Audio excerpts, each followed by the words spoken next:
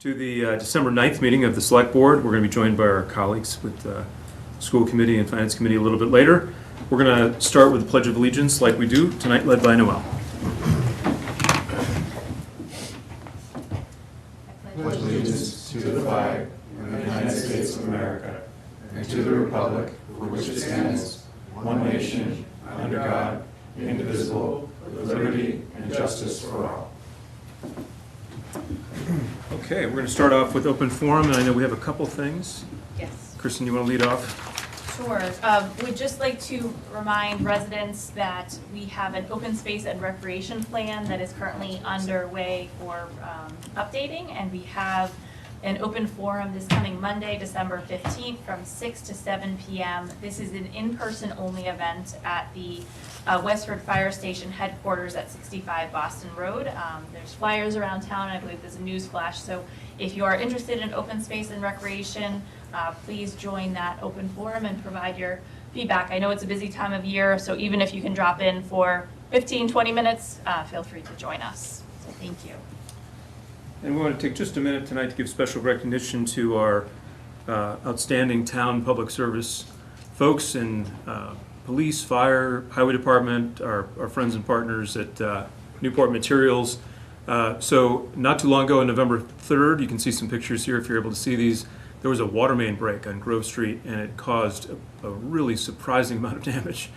But quickly, there was a great response.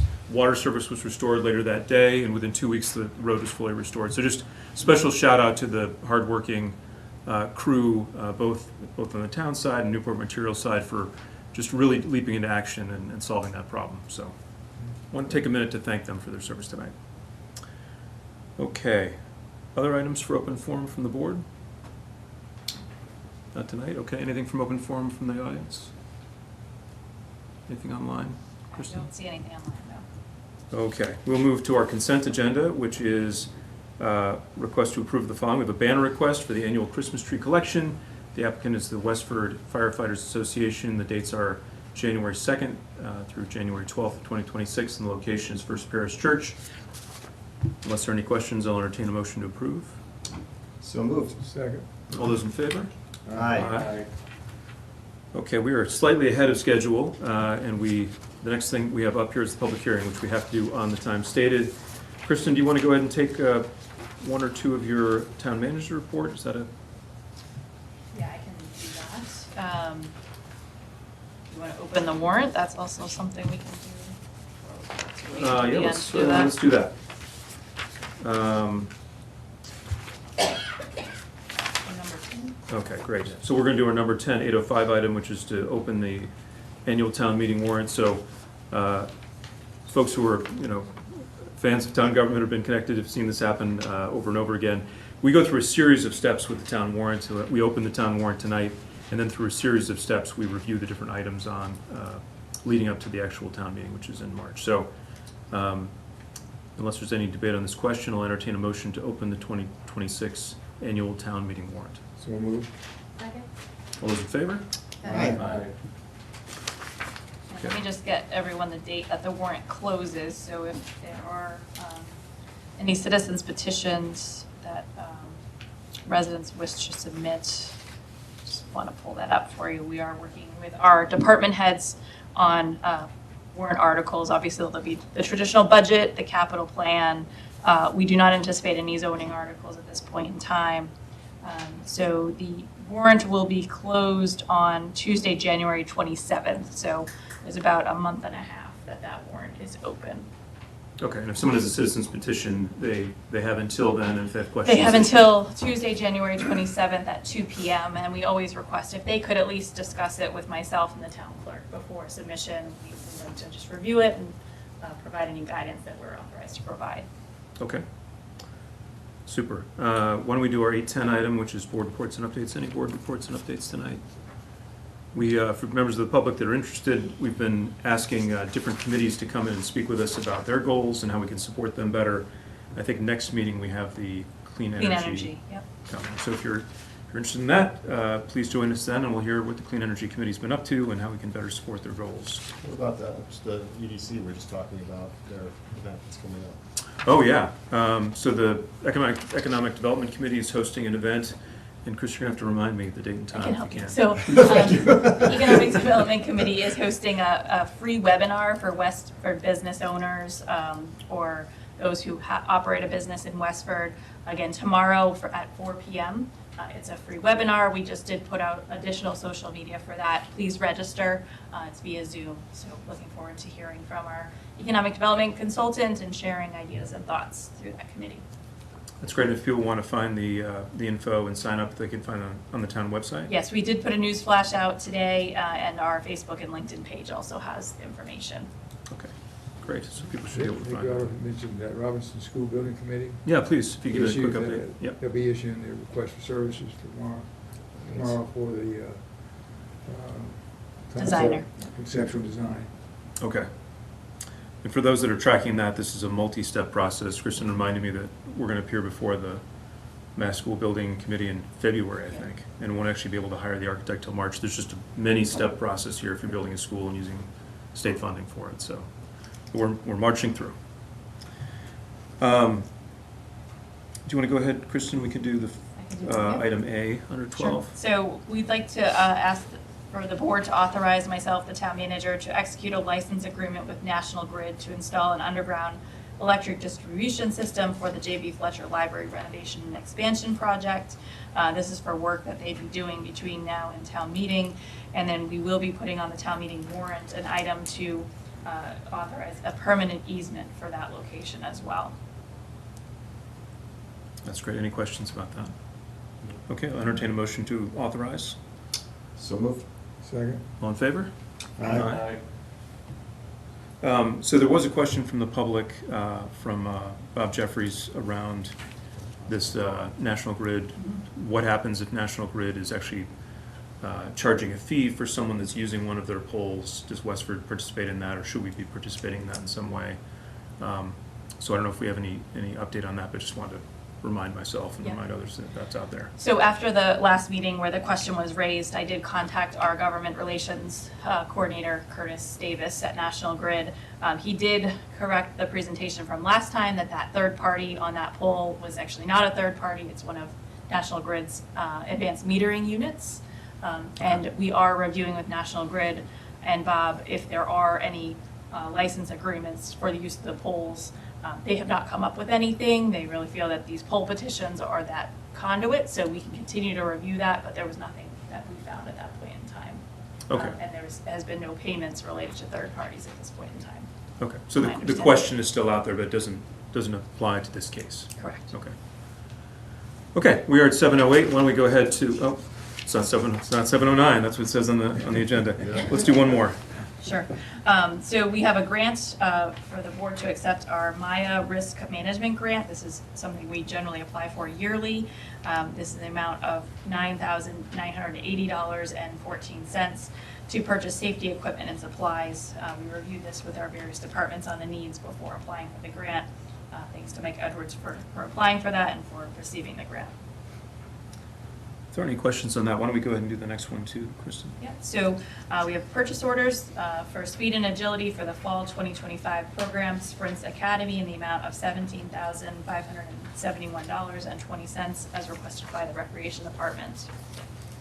And then we have two contracts. One is for Granziano Empire Masonry to repoint the Neshoba Ledge chimney at the East Boston camps in the amount of $14,495 as requested by the Land Use Management Department, and Natural Systems Utilities for fiscal year 27 wastewater treatment services in the amount of $338,019.30. This is part of the new 10-year contract that town meeting approved back in October. Great. Any questions on those? If not, I'll entertain a motion to approve items B through D. So moved. Second. All those in favor? Aye. Aye. Okay, it's unanimous. And now we're actually at 7:09, and I'll entertain a motion to open the public hearing, first of three public hearings. Second. All in favor? Aye. Great, so this is a continuance for November 18th, 2025, public hearing related to National Grid for joint or identical pole locations. So folks, if you can hang with us, we have three of these pole location changes. We exercise the authority in the in the right-of-way around any of these utility pole changes. And we will welcome, Dave. Welcome, Dave.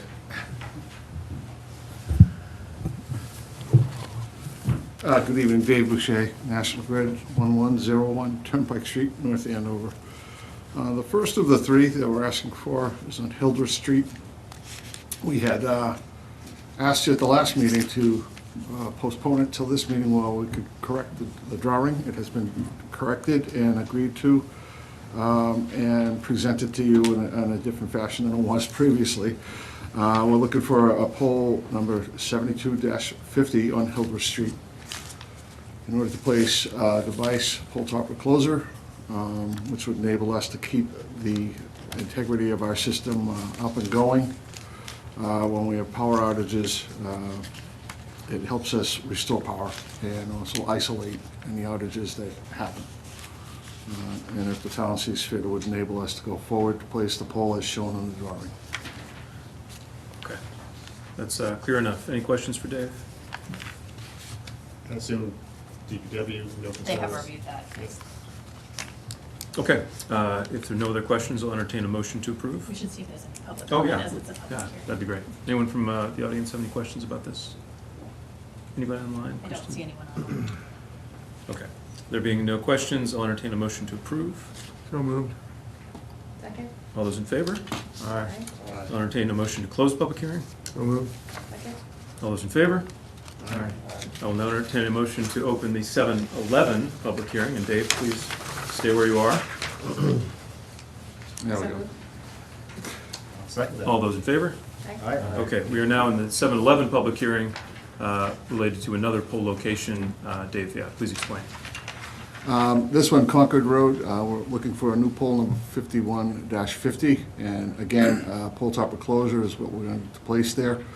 At the last minute, we were contacted yesterday, and it got agreed to that particular spot would be about where the 0 is in 51-50, as opposed to on the northwest side of it, if you look at the drawing.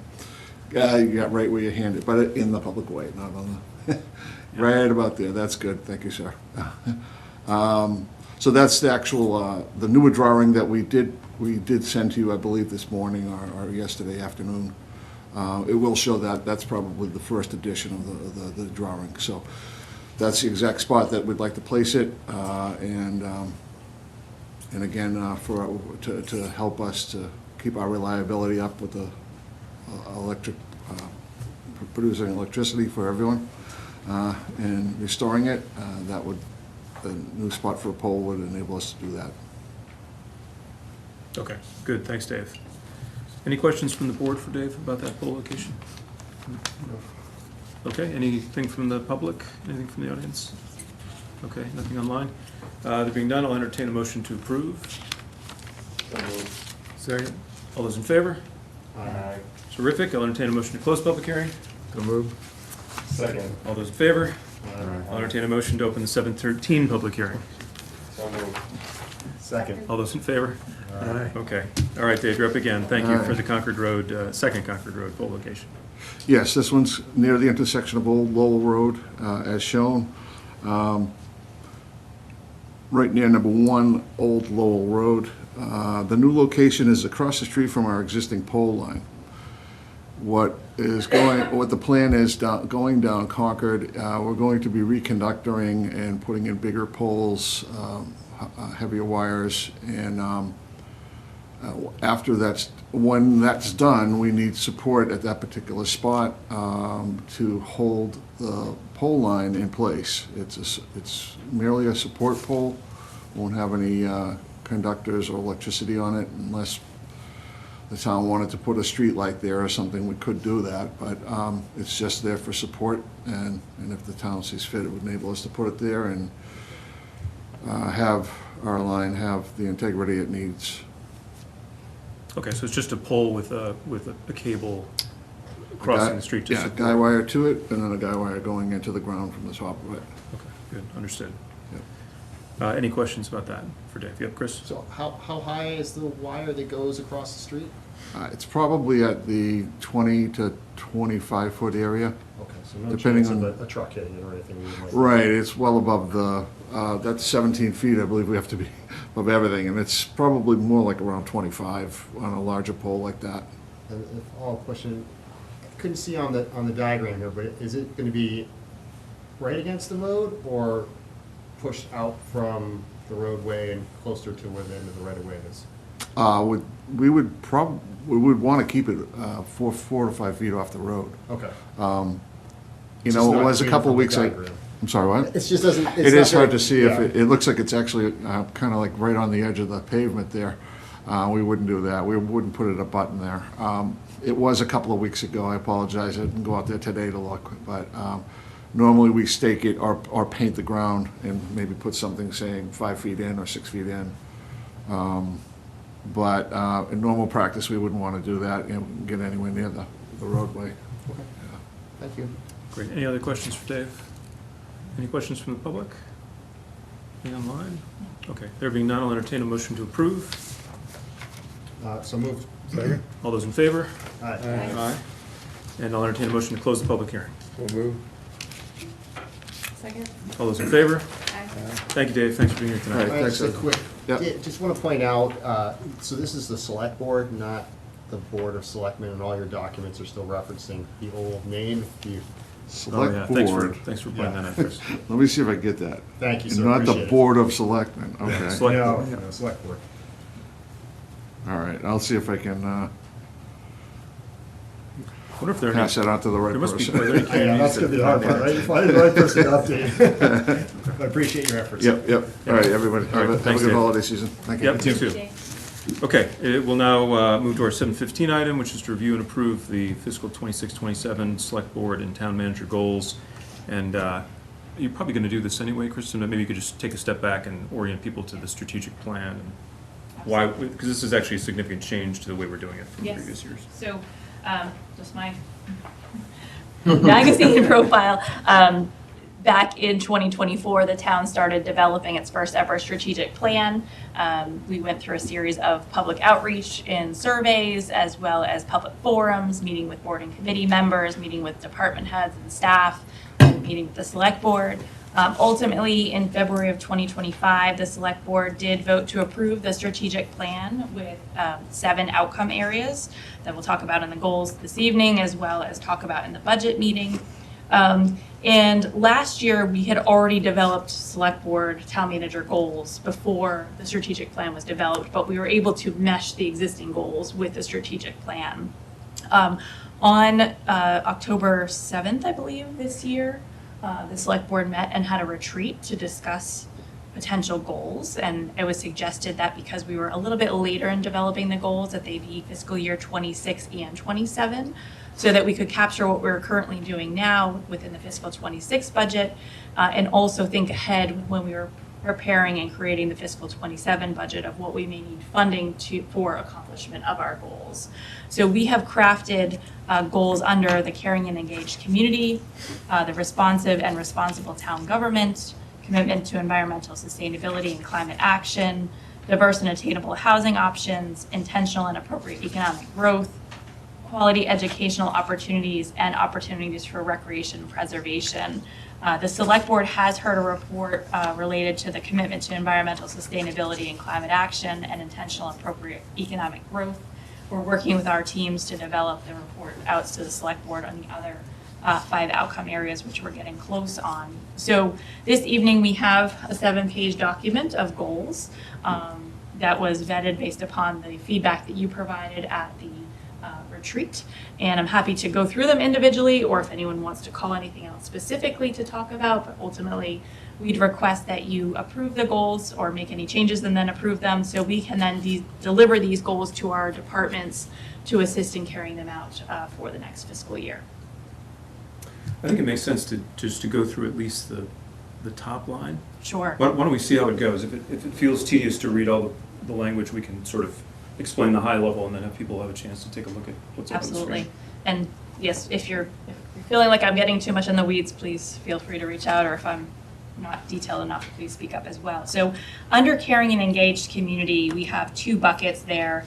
We have an organizational communications capacity, which falls under implementing the town's new comprehensive communication plan and evaluating its effectiveness. One of the things that we've been talking about is how do we measure that we're communicating well and effectively and we're reaching more people, so developing that comprehensive set of metrics, identifying model towns for benchmarking communication functions in the town, considering whether to expand outreach tools, including social media, mailers, and in-person events, and developing cross-departmental communications teams. John, if it's okay with you, why don't we do this first one, and then we'll stop for questions and comments, and then we can go. Okay. Does that make sense by topic? Right? That's okay. Okay. And then the next bucket is engagement with boards and committees. So we wanted to expand our outreach to boards and committees to align their work with the strategic outcome areas. And I think we're already doing that with inviting the boards and committees to the select board for updates. And then creating and issuing a board and committee onboarding handbook, which is underway as well. Great. Why don't we just pause there? And John, did you have a question Well, or a comment? a comment I have is we're implementing a plan that we haven't approved. As far as I know, we addressed that as a previous meeting. Yes. And it's a comprehensive communications plan, and it involves, I think, some policy issues as Yes. well as just day-to-day operations. And I had some issues with that, and I know I addressed that with Kristen. But where is that? I don't feel comfortable trying to implement a plan that we haven't really reviewed. Yeah. I think I got a copy off the internet, but I I have saw some a copy. concern. I have some Yeah. real concerns about what it says, the policy implications of it, and just kind of who's doing what. Yeah, so I think, so noted, I think our intention is to have it come back, and I did review a copy that had your comments on it, so Okay. you had a lot of good All right. valid points. So Kristen, I don't know if we've scheduled when that is going to come back. So we haven't scheduled it yet. I did relay the comments to the consultant, and they're reviewing it now and revising language, so we will come back. So I'm wondering if we could change the language to finalize and implement the town's plan. Would that make you feel more comfortable? Well, yeah, if we can agree on that, yeah. I mean, to Yeah. finalize it and then implement it. Yeah, so it is in progress. They have reviewed the comments and have some suggestions that I need to review. Okay, so maybe sometime, I know the 23rd is already pretty full, Yeah. but sometime maybe by the end of January, January, we can yeah. get it. Have it come Yeah, I back. guess my overall concern is just the tone, the tone of just how we communicate things to the town. Yeah. What are we trying, are we trying to influence? Are we trying to help? Are we trying to inform?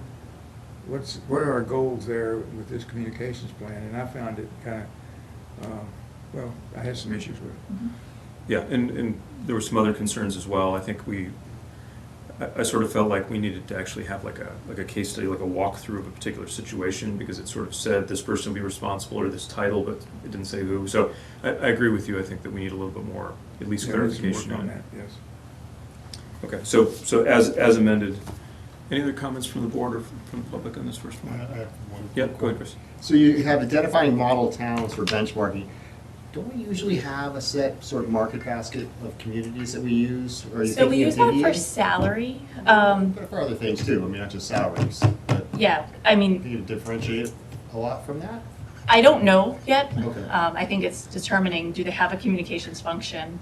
What are they doing with that? So it may fall in the line of the same municipalities, it may be outside of those municipalities. We'd sort of discussed the idea that we want to be the best engaged community of our size and type. Right. And that there's a little bit of homework to figure out who's doing this especially well, that's sort of structured like we are as a town. And so it could be that we find someone in our market basket community that is an excellent example, or it might be that there's not one there. So Very good. I want to give Kristen a little bit of time to hunt down, some examples of people we think are really excellent at this. Okay. Any other questions on this page? Okay, yeah, why don't we move on? So the next strategic outcome area is responsive and responsible town government. The first bucket is the strategic plan implementation. So integrating strategic plan strategies into departmental work and beginning tracking those implementation progress across all 7 outcome areas. Continue to implement the cross-departmental strategic plan tracking sheets that we discussed and align the existing plans and initiatives with the strategic plan framework. Capital facilities project planning and implementation. So in coordination with the school department, integrate findings from the facilities and capital needs assessments and existing facilities plans into a comprehensive multi-year capital plan aligned with the strategic planning priorities, which is a multi-year and ongoing project. And you'll be seeing a presentation on this on January 13th. To oversee the J.B. Fletcher Library expansion, to oversee the Robinson School building feasibility study, and to develop a reporting structure and frequency for capital planning project statuses to the select board and the public. And I think this gets to, one of John and Chris's comments that they wanted to get more updates specifically on the library project as well as other capital projects. Under employee development and retention, to strengthen employee development and retention by restoring professional growth opportunities beyond the minimum certification requirements. And you'll see that reflected in the budget that I present in a few moments. To identify key drivers and measures of employee satisfaction and to develop framework for succession planning, cross-training, and standardized onboarding and offboarding of employees. And then establish a framework for identifying and prioritizing core services to ensure fiscal sustainability. So improving the public's understanding of budget trade-offs and strategic priorities, completing the comprehensive review of fee schedules, including potential impacts to revenue and stakeholders, preparing for and executing digital records retention plans, which is in our capital plan this year, and to prepare for and implement a modern online permitting system, which again, you'll see reflected in the budget. Questions from the board on those? Public? Okay, why don't we move on? Moving on to commitment to environmental sustainability and climate action. Again, you had received a report on this, so I'm not going to go into too much detail. Facilities, energy, and efficiency projects is one of the buckets. We had 26 energy efficiency projects, including $2.9 million of investments. In fiscal 26, executing the phase 1 of the energy management services with Amoresco. Fiscal 27 to execute phase 2 of that energy management service contract performance with Amoresco. Projects are anticipated to include the Cameron HVAC, the Westford Academy roof, HVAC, town and school BMS, and several smaller contributing projects, which you'll see in my budget presentation. Continue to use the Chapter 25A, Section 14 projects on a smaller scale, and creating a solar siting plan for municipal and school properties. For fleet, to develop a fleet transition plan and electric vehicle supply equipment plan. And finally, waste reduction, and to develop in fiscal 26 and implement in fiscal 27 a comprehensive waste reduction strategy to include residential and municipal sectors, to implement a pay-as-you-throw plan in 27, which you had a very detailed presentation at your last meeting, and increasing recycling and diversion opportunities to support pay-as-you-throw transition. It's an aggressive set of goals. Yeah, we can do it. Any go team. Any questions from the board on those? I have Yep, a Noel? question about the fleet. Are we looking into charging stations with that as well? Yes. Yes. Yeah, we're actually in the process of kind of taking it a little bit out of order and looking at the library as well as the existing stations that we have, and then we'll wrap everything around what we standardize coming out of that effort. Okay. Any other questions? Questions from the public? Okay. The next strategic outcome area is diverse and attainable housing options. So under the planning bucket, to update the town's housing production plan, set to expire in October of 27, and identify top 3 priority goals to implement. To host a housing summit for the town to engage with stakeholders to better define housing challenges and identify potential solutions and options. And to maintain Westford's subsidized housing inventory, or SHI, above 10% of the total housing stock. And then in terms of implementation, allocate community preservation funds on an annual basis to support programs and opportunities for affordable and community housing units. I won't read the 3 bullets, but you can read them on your own.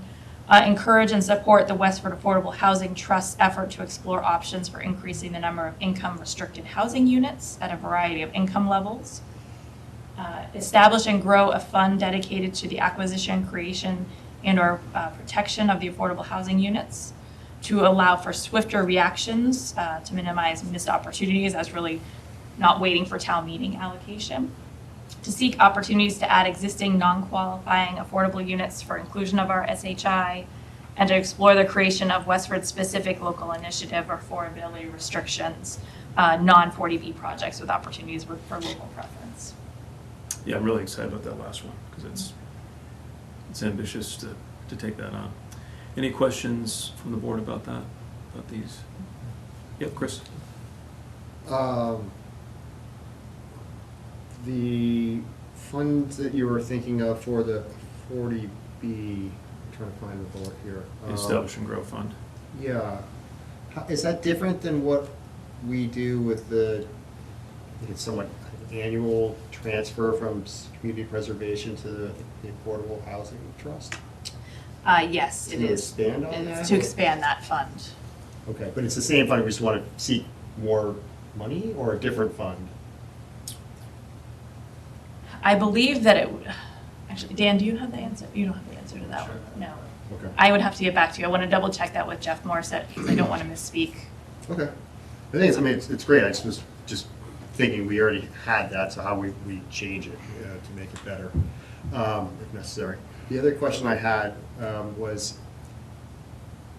does the last bullet under implementation, or the last two, does this address the desire for increasing our affordable housing, but provide home ownership options? So, for example, the plan that we saw for, I'm gonna forget the one, the new project in the MBTA. The Powers Road project? Yeah, I think Yep, that's the so one that's a with- rental project. But no, but I think there was one that we were looking at, it's Gutierrez, and they were saying they're gonna Okay, yep. have. Yep, they're over at gonna Tech have some Park. condominiums Yes. as part of it, they were going to have, like a brewery. Mhm. So, any of these implementation points going to drive, or can they be used to drive sort of those models? Because I think there was some really strong community interest in seeing that type of housing development, rather than just pure rental units, for Right, example. right. So So I wasn't sure if if you you were. look under the second bullet, it says encourage and support the Affordable Housing Trust efforts to explore options for increasing the number of income-restricted housing units at a variety of income levels, particularly home ownership. So those funds would go towards a project of that, and then it dovetails with restricting, so it could be maybe 80% AMI or 100% AMI, so it wouldn't necessarily be counted towards our subsidized housing inventory. Well, I don't know if they necessarily need to be income restricted, though. I mean, that's nice to have, but I also think you probably want to provide other home ownership options for. Just a families that maybe- variety of homeowner Right, that don't options, fall yeah. underneath that, Sure. that limit, Yeah. whatever it may be. Thank you. Sure. Any other questions? I Yep, think just Sean. to Chris's point, one of the things that we actually discussed in the Affordable Housing Trust at this past meeting was that, and I think Lowell's been doing this for years, is to actually provide funds that can be used from the Affordable Housing Trust towards people's down payments on housing, right? Because anyone who's bought in a house within the past 10 years knows that coming up 20% of, for a down payment is a lot of money. So it's one of the things that the Affordable Housing Trust, I hope that our board can essentially get behind that in these efforts to investigate something like that. Because as you pointed out, Chris, it's not just affordable rental units where the end goal is for people to have home ownership, right? In any way we can kind of alleviate that burden on people who are looking into it, it's worth exploring. So if you look at the second open bullet, Okay. explore the creation of down payment assistance Oh, to help there you go. seniors, Yeah, I missed graduates, is that getting to your point? Correct, Okay. yeah, I missed that sub-bullet. I didn't read it all, so. Perfect. It's Yeah. interesting that CPC funds can be used for that purpose, but I guess that's what we're going to explore. So Yes. we'll learn more about that when we come back. And again, surrounding communities have been doing it, it's just Westford hasn't, so there's an Mm. opportunity here, so. That's great to hear. yeah. Great. Good, thanks, Sean. Any questions from the public about this one? Or online? Okay, let's move on to the next one. The next is the strategic outcome area of intentional and appropriate economic growth. The first bucket is creating a business-friendly culture, continuing to discover Westford branding and marketing efforts that builds the tax base, attracting new businesses, and providing residents with local jobs, amenities, and services. building and maintaining strong relationships and outreach with businesses and real estate professionals, reviewing town policies to identify opportunities to become more business-friendly and promote tax incentive programs, and developing an engagement plan to understand resident preferences and balance between growth and preservation. In terms of land use planning, we would be identifying priority areas for intentional and appropriate economic growth, including consideration for infrastructure needs and grid capacity, completing the Route 40 corridor master plan, which is currently underway, and any proactive zoning changes on a regular basis to adapt to the changes in business demands. And then under targeted redevelopment and neighborhood revitalization, we put Graniteville there as we are well underway with advancing redevelopment of the 12 North Main Street site through continued grant pursuit, site readiness planning, and community engagement. So it's not necessarily that site specifically, that's one area in that neighborhood. And then revitalization of the office building market, which is primarily along the Route 110 corridor. I saw this before and didn't comment, so this is on me, but I wonder if we mean, we basically mean revitalization of what's currently dedicated to Class A office. It may not continue to be Class A Correct. office. There may be a better and higher use. Yep. So we're not trying to pump air into the dying Class A office market. We're trying to say, for what's currently built, can we do something better? Correct. So I don't know if there's a Better word than Yep. revitalize. small, some amendment. Yep, we will work on that wording. Okay, any other questions or comments for this?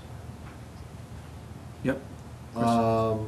So, just a smidge of detail on the developing an engagement plan to understand resident preferences and balance between growth and preservation. What were you thinking there? I don't remember. So when we were going through the outreach on developing the strategic plan, we heard from residents that yes, they want to see economic development, but they only want to see it in certain areas and where it may benefit them. So we want to make sure when we're developing these plans for economic development that we're balancing the need for preservation versus economic development and engaging our residents' preferences there.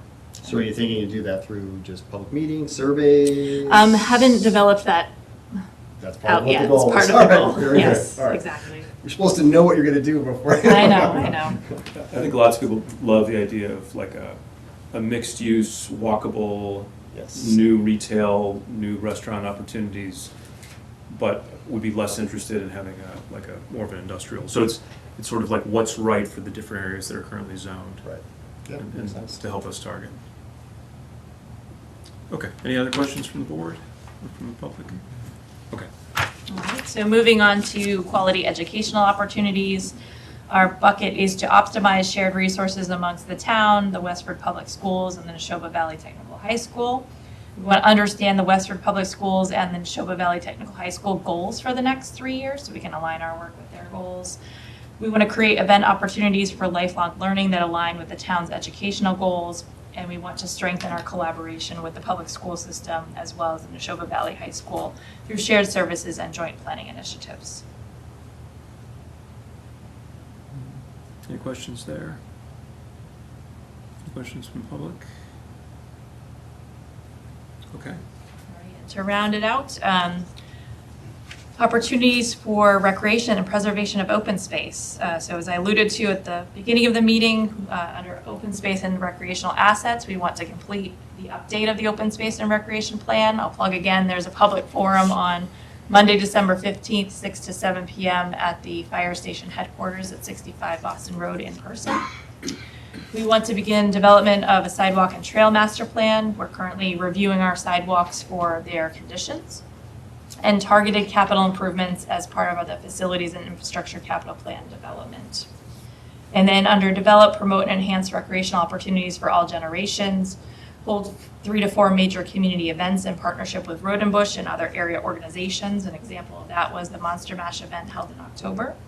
We want structured collaboration with our community services, the library, senior center, wellness, health, veterans, recreation, and other departments as necessary. And we would like to pursue the Neshoba Greenway project, which we did receive grant funding through the Community One Stop Grant Award this year. Good, thank you, Chris.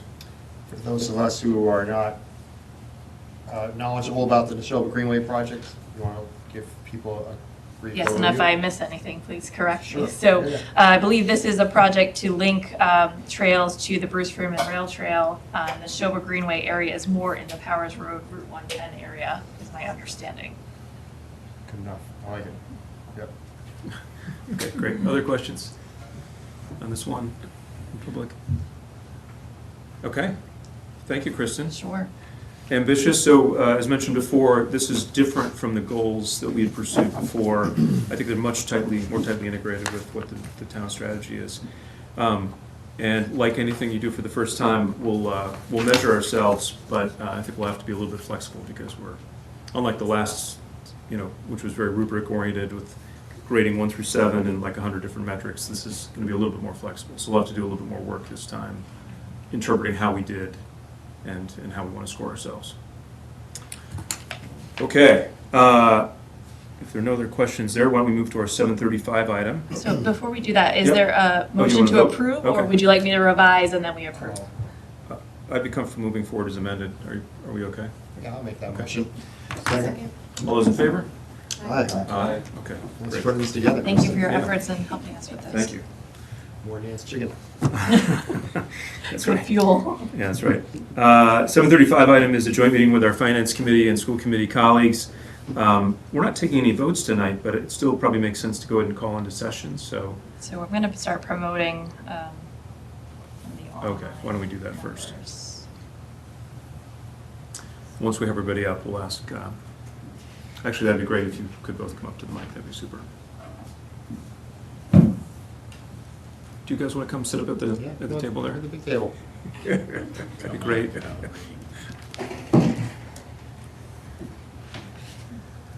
Valerie Young and Christina Green, Valerie Young, vice chair, sitting in for Catherine, who's unfortunately sick tonight, and Christina so Green from the finance committee. Online, I'm just going to read the names, not if what their committee they're on. So we have Bill McDonald, Hari Vestra, Jess Silverman, John Fryer, John Leffers, Lori Oliver, Shayna Farnsworth, and Tom LaFlamme. If you are still in the attendee and on the finance committee or school committee, please raise your hand, but I don't see anyone left in the attendees. I don't see Shana yet.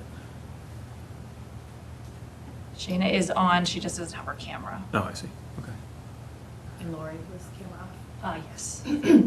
I heard a quorum, so I'll call to order this meeting of the school committee. And I'll call to order this meeting of the Finance Committee. Okay, thank you both.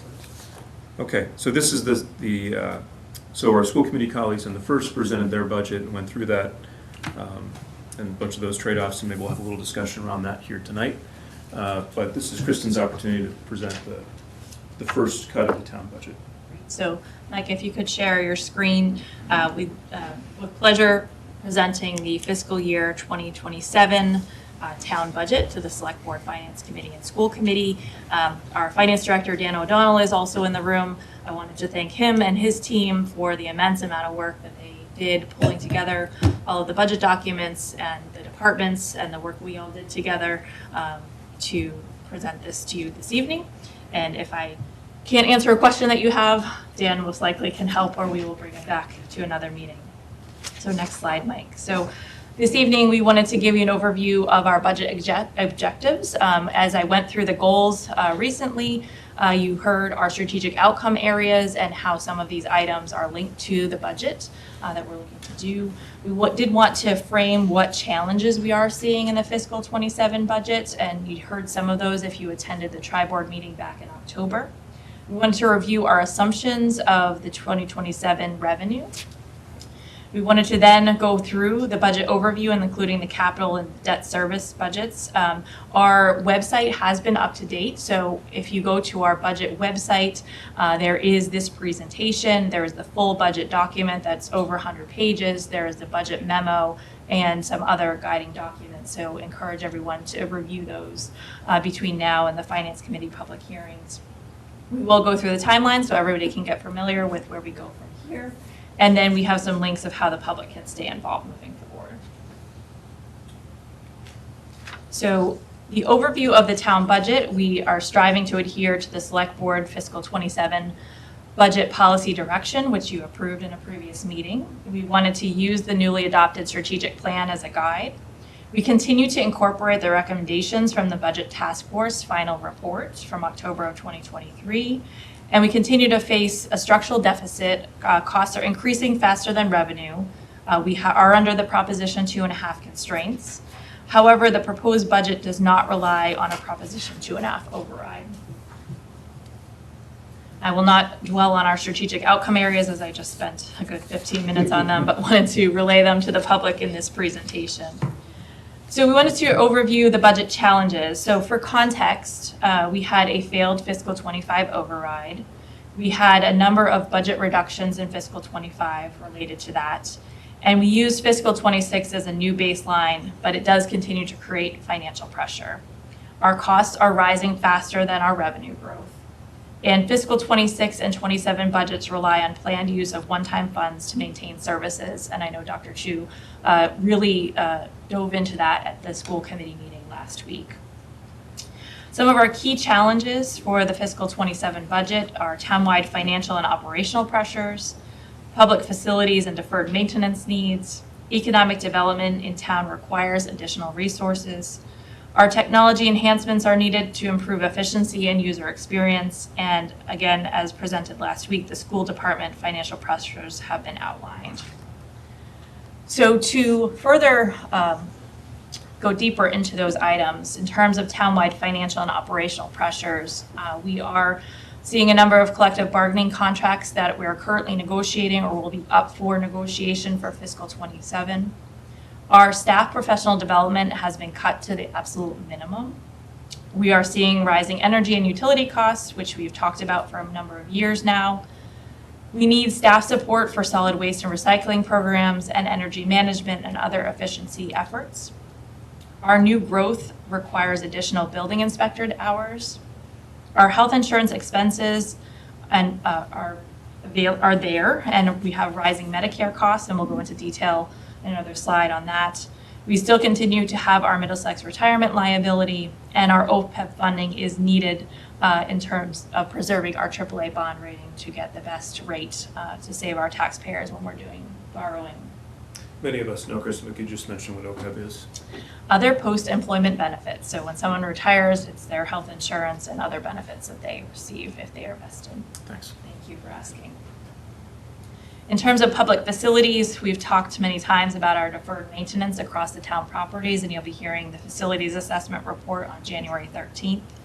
And we have a need for expanded management capacity for capital and maintenance projects.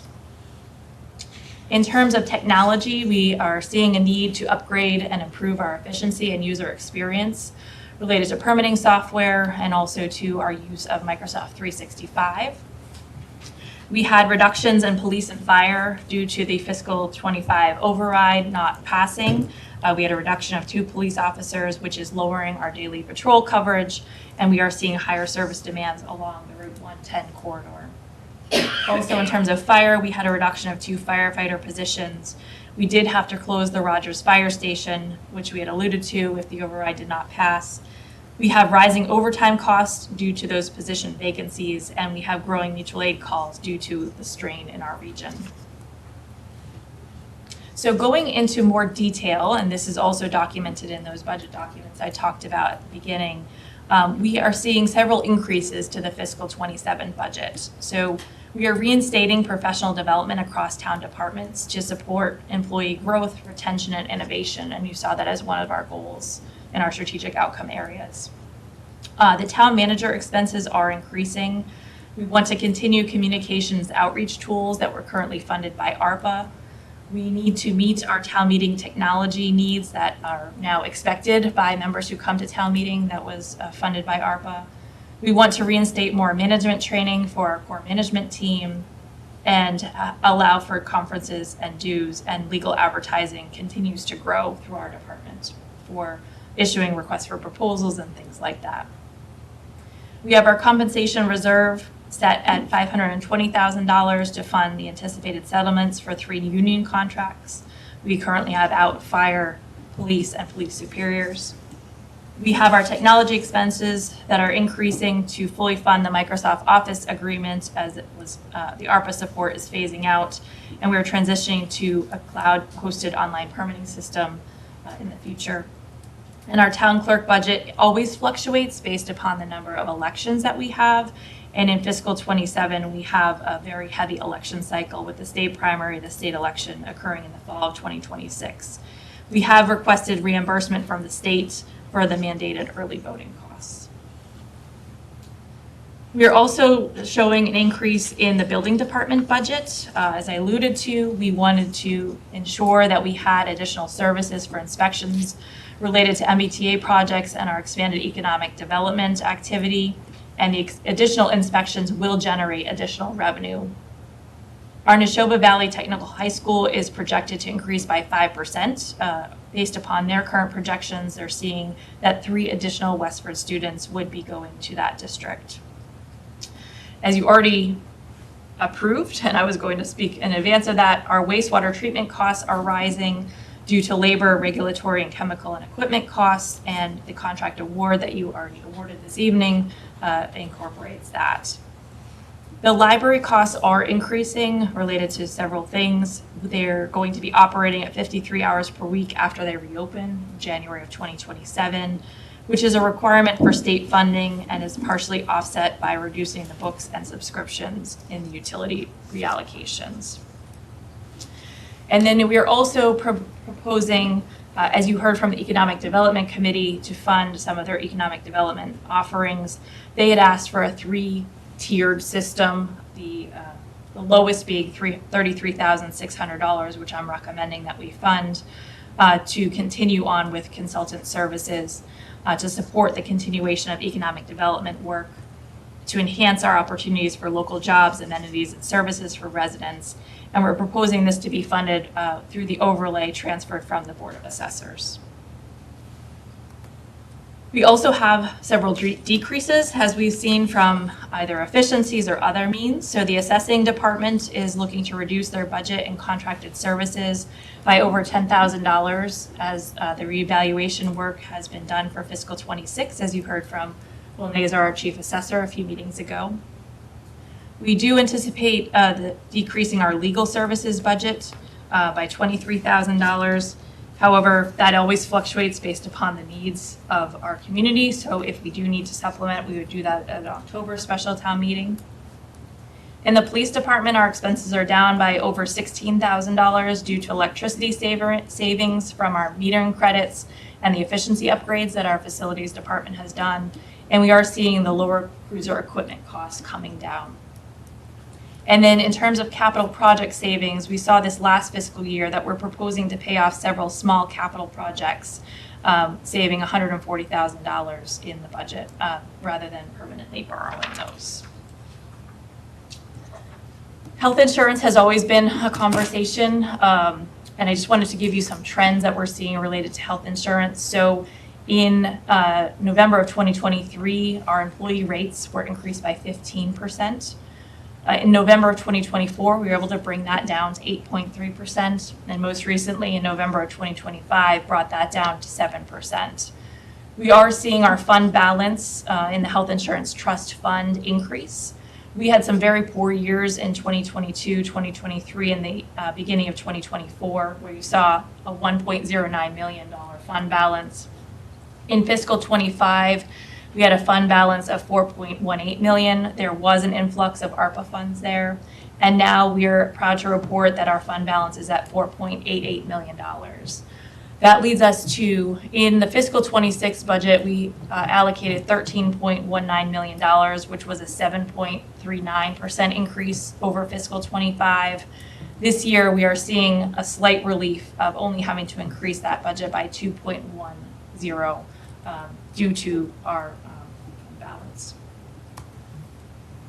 Some other changes that we wanted to highlight in this process and bring to your attention is that we are implementing and budgeting for the hybrid pay-as-you-throw program, which you heard at your last meeting, which would allow for basic solid waste services at the curb with a 35-gallon cart to each residence for no charge.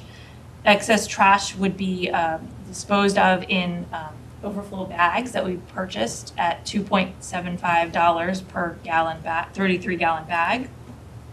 This would need to be supported by a new management analyst, and I'll go into further detail on that if you'd like. We anticipate seeing an 11% decrease in tonnage with this program.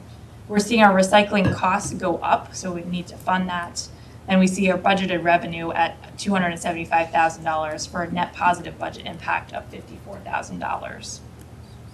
We're also proposing to consolidate the line items of the public works budget. In the past, you saw separate line items for tree warden, streetlights, cemetery department, and parks and grounds.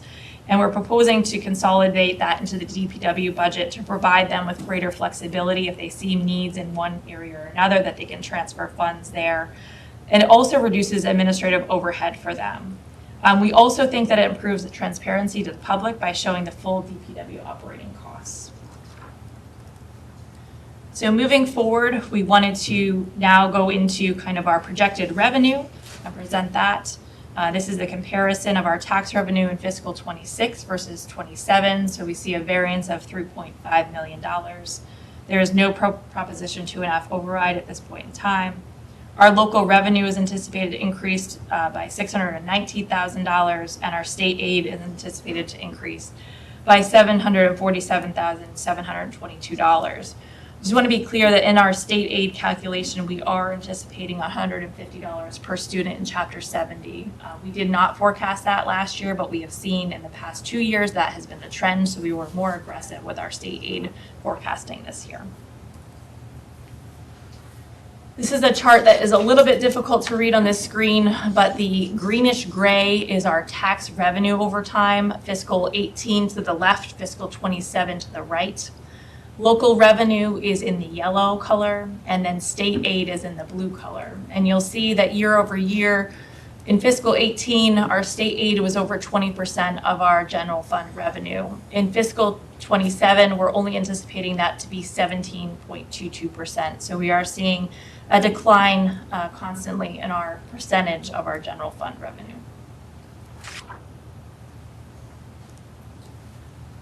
We do have state aid assumptions, but our governor's budget is not due until the end of January. As I just alluded to in a previous slide, we are making the assumption of $150 per student for Chapter 70, just due to the trends that we've seen. Again, based upon trends, anticipating a 2% increase to unrestricted government aid, a 40% increase in veterans benefits based upon an increase of benefits being paid, a 1% increase on all other revenue, and 2.5% increase on state assessments. We wanted to show you, we're also projecting $850,000 in new growth for fiscal 27. That was our projection in fiscal 26. We were fortunate enough to go up to $890 based upon the hard work of the assessors department and the land use department. But you will see that we're still not up to our highest levels that we were in fiscal 20 and 21, but we are not dipping as low as we were in fiscal 18 as well. So to add everything up for projected additional fiscal 27 general fund revenue, we have our Proposition 2.5 increase of just under $2.5 million, our new growth, as you just saw in the previous chart, of $850,000, our excess capacity of $14,000, debt exclusions of $242,000, our local revenue at $619,000, and then state aid at $747,000, for a total new general fund revenue of just under $5 million. And I'll go through how we are going to allocate that new revenue. So starting again at the top with the $4.9 million, $1.33 billion will be going into employee benefits and general insurance. Again, this is for town and schools. $477,000 towards debt service. Then Neshoba Valley Technical Assessment, just under $90,000. And then the other allowable amounts and abatements at state assessments for a subtotal of just under $2 million. And so that leaves us about $3 million for other departmental expenses. And you'll see that we are allocating approximately 70% to the schools at $2.1 million and approximately 30% to the town at $883,000, zeroing out that new revenue. This chart is just a a summary of our projected expenditures. And you'll see that I don't think you need me to go through every single one, but it does total 100% at the bottom. Do you want us to explain, Kristen, what risk management is? Because that's Yes. poorly labeled. At that question. Yes, absolutely. So risk management includes our general insurance and our health insurance budget. So I talked that over 13 million was health insurance. The other is our property liability insurance, vehicle insurance, all the workers' compensation insurance and the like. Anything else, Dan, that you want to have? Retirement assessment and OPEB assessment. Thank you. And it's probably obvious, but the reason that the allocation is different on the top two percentages is that this breaks out all the shared expenses as a separate category. So it's the same numbers as the last slide, but just tallied differently. Go to the next slide. And then we have our reserves. So we're always talking about reserves and how we should be using them and what allocation we should remain generally for our bond rating. So our general fund budget amount in fiscal 26 was $128,950,000. We have our free cash balance of just over 6.1 million, our stabilization balance of just over 6.5 million, for a total reserve of 12.66 million, or 9.83%.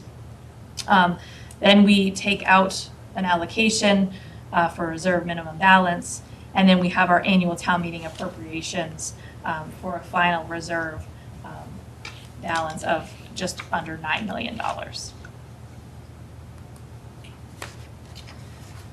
So we move on to our capital investment, which will be separate articles on the town meeting warrant. The capital planning committee worked really hard this fall to develop their proposed capital plan. We will be coming back before finance committee and select board to review that. We're proposing to use just over $3 million in free cash, 3.4 million in general fund non-excluded bonds, general fund excluded bonds of 24.6 million. This would be the Westford Academy roof, HVAC, and other building control projects lumped in, as we had talked about earlier. We have 1.5 in enterprise bonds related to stormwater and water, enterprise revenue and retained earnings of 1.5, and the other available funds of $3 million, for a total capital investment of $37 million. And our current stabilization balance is $602,000. So I talked in a previous slide about some of our non-excluded debt. In fiscal 27, our non-excluded debt service budget is $1.9 million, with 1.38 being permanently bonded and 589,000 in estimated debt payments for ongoing projects. We are proposing that town meeting pay off the following projects to allow available funds to be included in the general budget. This includes the Carlisle Road Sidewalk Construction Project, Plain Road Phase 2 Sidewalk Construction, and the Blue Brook and Pond Brook Culvert Design. And then the other capital projects that are earmarked for borrowing but not yet approved, which we talked about in the previous slide, Cameron Center HVAC, 30 Beacon Street roof replacement and stabilization project, and the Littleton Road widening project, and Pleasant Street and Patton Road sidewalk projects. So I'm going to talk about next steps. Is there anything else that anyone has questions about before we go into next steps? Do you want to do questions now from all the boards? It's up to you. I have 2 more slides. Why don't we finish up? Okay, sure. So just want to remind members of the public and the boards of our process. So we're here December 9th for the town manager budget presentation.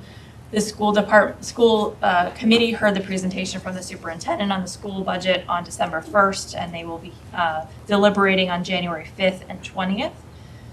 Throughout January and early February, the finance committee will be holding public hearings on Thursday evenings. The schedule is up on the budget website at this point in time of what departments will be covered at each meeting. On January 27th, you'll vote to close the town meeting warrant. On January 28th, the state aid is likely to be released. We will hear likely from Neshoba Valley Technical High School, their budget in early February. On February 11th, you will set the order of the warrant articles. In mid-February, we'll bring back the final budget adjustments and vote on the recommendation. On March 19th is a tentative date for the League of Women Voters Annual Town Meeting Preview. And then on Saturday, March 28th is our scheduled town meeting at 9 a.m. at Westford Academy. So we wanted to provide links and ways public can be involved, as it's definitely necessary for us to do this in concert with the public. So make sure you visit our budget webpage and bookmark that. Attend those Finance Committee public hearings, attend town meeting, and we do have notifications on our website, Facebook, and X, and you can always email myself or the select board members. So just wanted to say thank you, as I did at the beginning. Thank you to our staff and hardworking team. We had many boards and committees involved in this. We welcome the public's input over the course of the next few months. And I just close with our vision statement that we strive to be a welcoming and inclusive community that honors its history and traditions, and we are driven towards innovation and progress, balancing growth with preservation and a commitment to creating a sustainable future. So we will have plenty of time for questions as well in the public hearing process, but if there's any burning questions today, we're happy to answer them. Yeah, actually, just a couple of things. One is just I want to create some space if anyone has any questions. There's a lot of jargon in municipal budgeting, so just if anyone has any questions about any of the terminology or anything they saw, now's a good time if you have questions. Many people here in the room and online are veterans of the budget process, so like for instance, the reason that combining those categories will give more flexibility is that you in town meeting vote on a line item budget. We actually can only spend according to what's voted on the line item itself. And so by combining a couple of these smaller dollar things all under the control of the DPW, that would mean if they needed to make a small trade-off within those categories, they could do it without basically having to bring it to town meeting. So it does give them significant flexibility, for example. Any other questions about just the mechanics? Two other questions I had, and I don't mean to make this a pop quiz, but I did have a chance to watch the school committee. Any reflections on sort of how the school committee feels about the budget that that Dr. Chu presented? Like any reflections we should be aware of thinking about what's in that budget? Yeah, I know it's like a delicate balance, right? Because this is the town manager's presentation, and the town meeting votes on a line item for the schools. But we know not everybody takes the extra step to click on links, so I just want to encourage anyone watching to follow that link to the superintendent's budget and look at the entire presentation, because I think the details do matter there. The three highlights I would emphasize are that the budget is not accounting for any restoration of services that have reduced from the override failure. It's also kind of this current year and next year is basically a step increase from the historical class averages that we've seen around 20. We are far above that in many elementary classroom sections.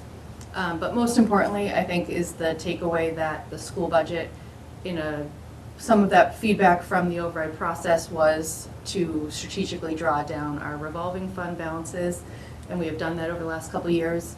This current FY27 budget is balanced with about $465,000 of basically disappearing funds. So that is already sort of puts us at a disadvantage for FY28. So These are the one-time funds we allude to, right? yes. Yeah. So I just want to make sure everybody sees the whole picture of all the pressures that both the schools and the town budgets are facing. Yeah, that was my main takeaway, was just people should be aware that although I think it's great practice and well done to adjust the revolving accounts in the way that you have, we're not going to be able to do it again, because eventually it's going to get to the target level. So $465,000 is a lot in the school budget, so we're not going to have that assist over years, so we should know that that's coming. The other thing I just want to mention is, Kristen mentioned that the Finance Committee will do their reviews as they always do. Christina, do you just want to describe to the public sort of what that is and what happens and what they'll see if they come? Sure. So those reviews actually start ahead of time. The Finance Committee will pour over the budget, and we get to send our questions to department heads ahead of time, and we see those answers back again. And then on that Thursday, whenever that department is in, we can follow up with them on anything or go into more details or whatever we need. So if there's a particular department that somebody's interested in, you can look on that schedule and see when they're scheduled to appear before us. I would also encourage people to look at our packet because there will be questions ahead of time that you may not hear during the online portion. Yeah, and I'll say our finance committee colleagues do a great job asking a lot of thoughtful questions. So if people want to dig into, my first stop when I'm looking at the police budget when it comes up is to first see all the questions they've asked, because they've often thought of a lot of the great things that, many things I wouldn't have thought of, and maybe some of the things I would have thought of. Okay, thank you for that. If it's okay with you, since we're not voting anything, I thought we could entertain all the questions essentially at once, so I would just call on people if they have questions. Sure. So why don't we do that? Why don't we first go to the boards, the collective boards with questions? Hari, I see your hand. Hey, whenever the budget comes, it's an expense for town residents, right? Is there a way we can see the cumulative income of the town residents? It's kind of gives a ballpark of their affordability. So it's like if our town tax is increasing by 2.5%, and if the cumulative income is increasing by 5%, we can go for an override, right? But if the town cumulative income is reducing, then we have a pressure point between a gap between income and the town expenses. Hari, I think you're asking if we can also plot on the spending increase, the area media income. Yes. Okay, just so we're tracking, on average, how much do people bring in as income versus what we're asking them to pay in tax? Yeah. Okay. I don't know if such a tools exist for us or they are accessible to our town government or not. I just thought I'd throw that idea out there to see if there's any. Yeah, the census does. The census provides median income, so we can pull that, Ari. Okay, we'll think a little bit about how we want to present that, but I understand the request. Thanks. Other questions? First from the boards. Okay, well, as Christina said, we're going to have lots and lots of questions as we move into the more detailed review phase. Any questions from the public about, as we kick this off? Yep. Diane, if you could come to the mic, please.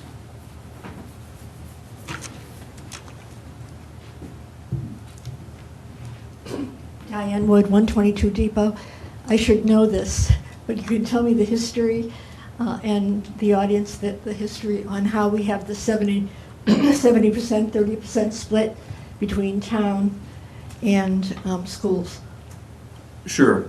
So I can give this a shot, and then Valerie, if you can fill in. But for most towns like us, basically the spending for the schools versus all other town services, once you take the shared expenses out, have been in the kind of mid-60s. I think for many years we were like 65, 66% schools. As the needs in the schools have remained strong and also remain strong in the town, over the past several years we've made choices that have led to, basically an allocation. But I think Diane, it's sort of a bottoms-up needs requirement and then a really complicated balancing act between, not filling some of the public safety positions and facing the large class sizes that we're talking about, and not having the number of classrooms so we can keep the class size stronger that we'd like. So I think it sort of has emerged based on how the needs have evolved between the town and the schools requirements. Yeah, I would just add to that it's very common. That's a very common split. When we did the budget task force, there's a whole page that looks at 3 different ways to kind of quantify the split between town departments and school department, the school department, and what the methodology that we ended up as sort of accepted practice.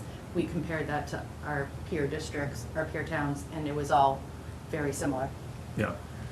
Does that help? It sort of organically has emerged, but we keep track to make sure it sort of the balancing act within the town makes sense, and it looks, if we see something that's really different from our peer towns, we take a closer look and try to understand why. But at this point, it's fairly similar.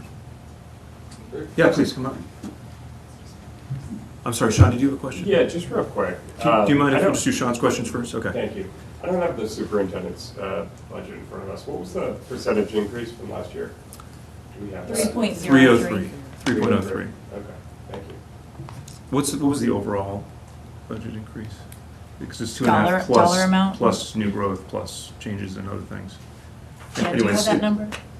Actually, that one I don't, we have the split, but give me 2 seconds, Okay. I'll find it for you. That'd be great, thanks, Dan. So we'll, are you good, Sean, with that answer? Yeah. Okay, Thank you. please. Elizabeth Sawyer, Holly Lane.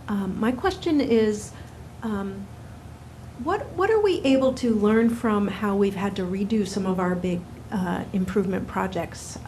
As I hear what our list is for what we need to do for maintenance, I'm thinking of how we had to do Road and Bush roof more than once, and Road and Bush had a big reno, and they're having some big problems with the AC, and I think Cameron Center, it feels like we're doing some of those again.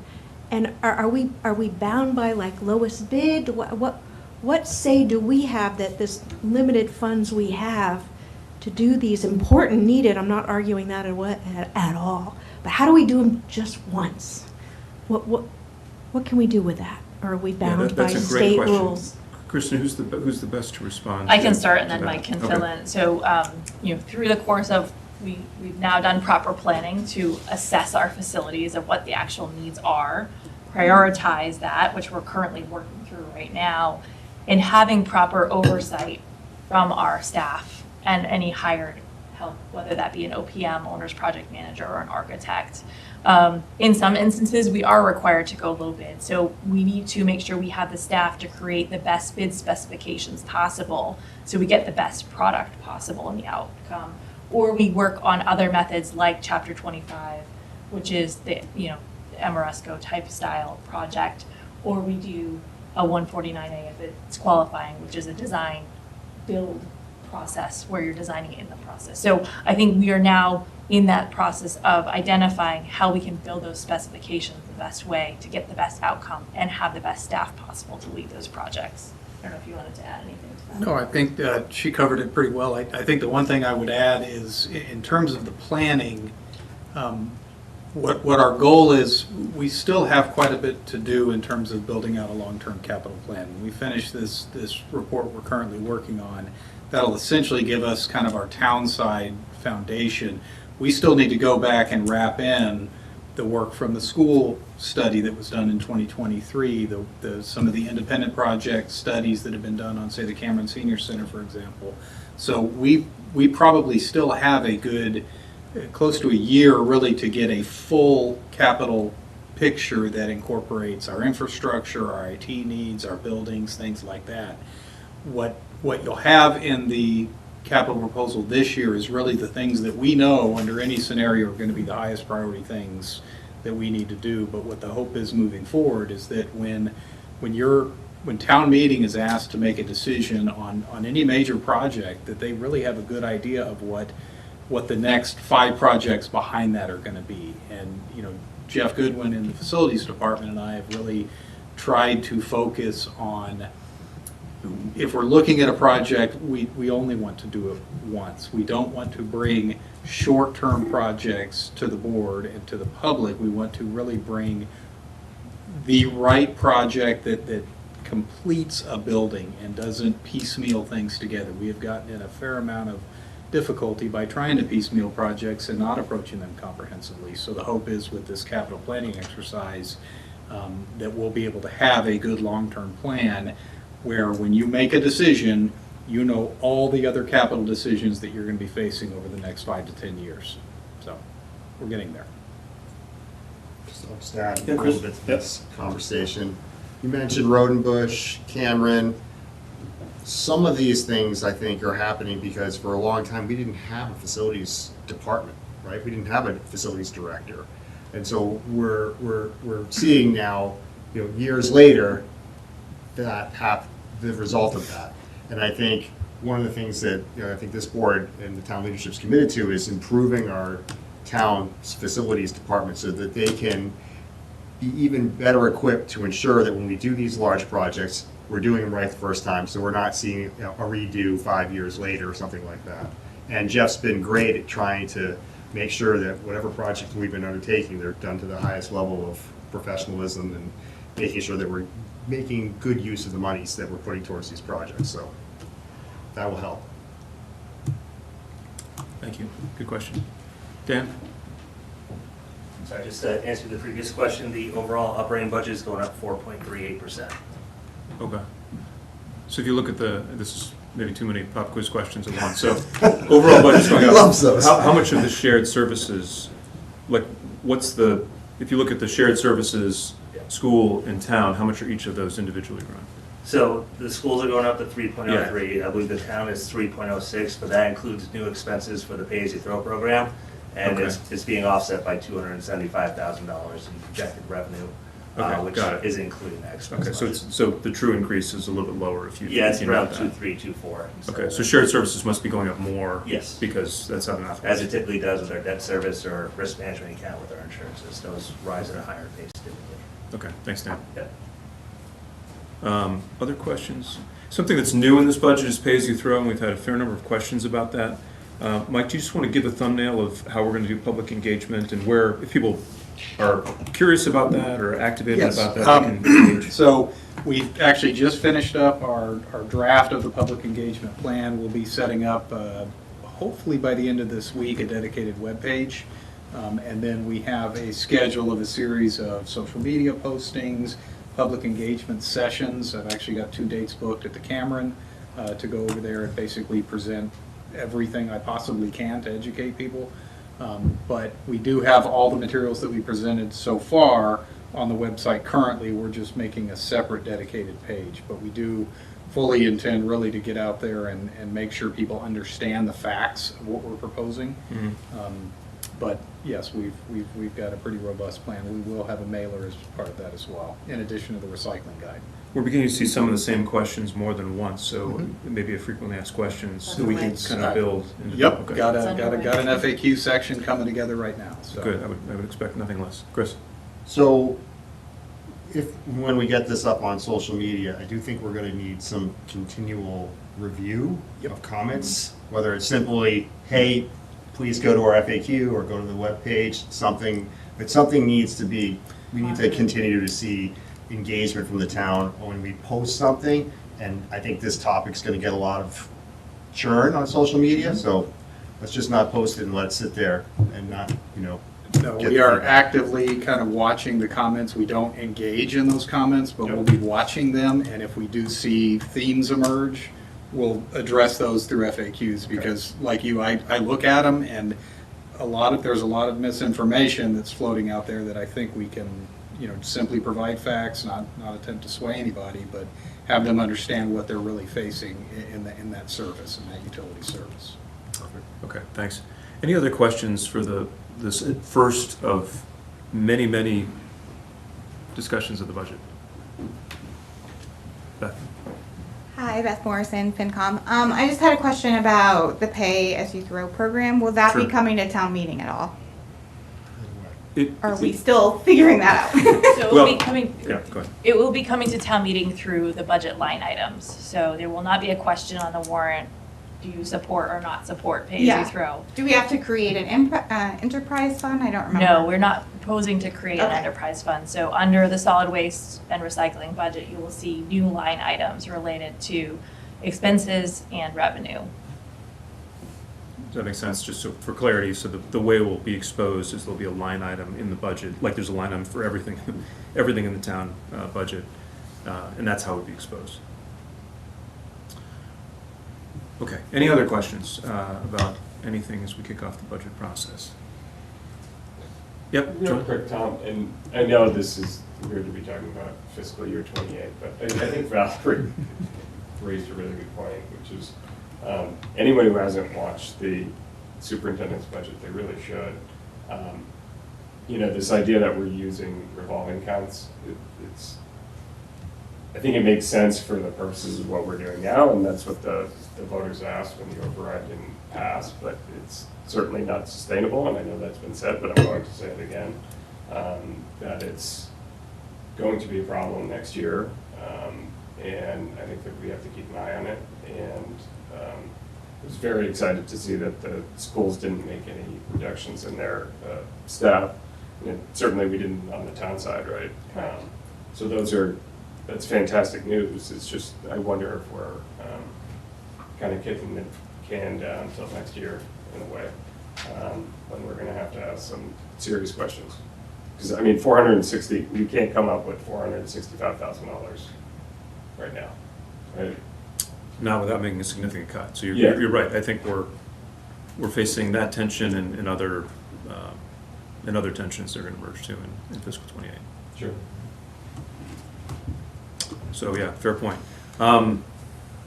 If there are no other questions, then I'll invite our colleagues to adjourn if you wish. Sure. I'll take a motion to adjourn the Finance Committee. Can I get a second? Thank you. Second. All in favor, Dennis? Aye. I'm an aye. Beth? Aye. Who do we have? Hari is a yes. John Fryer? Yes, I can see you saying yes, and I think we lost John Leffers, or is he out there? I'm here, yes. All right, thank you. Great. Motion to adjourn for the school committee? Seconded. Okay, I think we got 2 for 1 there. All in favor, Tom? Aye. Jess? Aye. Bill? Aye. Shayna? Aye. Is Lori still on? Yes, aye. Thank you, and I'm an aye. Great. Thank you to our colleagues. Thank you, guys. We have already done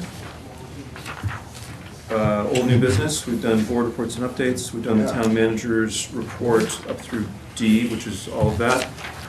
Any questions about correspondence tonight? If there are any questions about correspondence, I'll entertain a motion to waive the reading of correspondence. Second. All those in favor? Aye. And I'll entertain a motion to adjourn. Gracious. All those in favor? Aye.